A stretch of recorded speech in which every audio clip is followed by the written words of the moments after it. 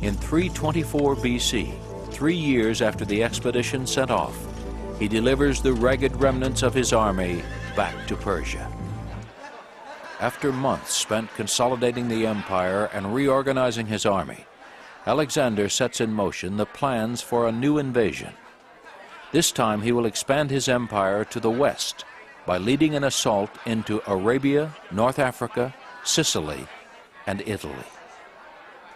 But before he can begin his next conquest, disaster finds the indestructible Alexander's Achilles heel. The man who has survived countless life-threatening battle wounds is struck down by a common disease, malaria.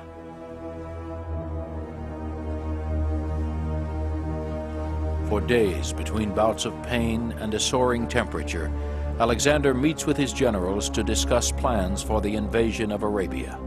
But as the end draws near, his men break down and weep. As Alexander's officers file past, each asks, "Who do you give the empire to?"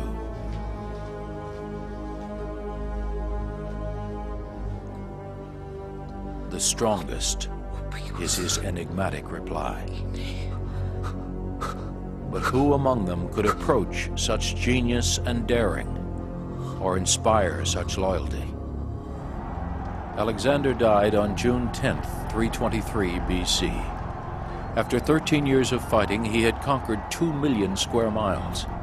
But without his force of will and charisma to hold the empire together, it eventually began to crumble, torn apart by the squabbling of rival generals and petty kings.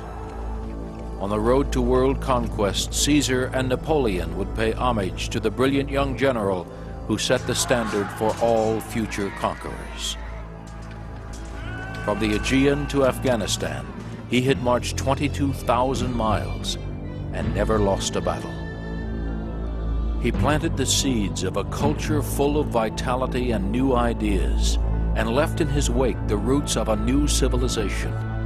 Builder of cities, warrior, emperor, hero, god. 2,300 years later, his name still carries thunder. Alexander the Great.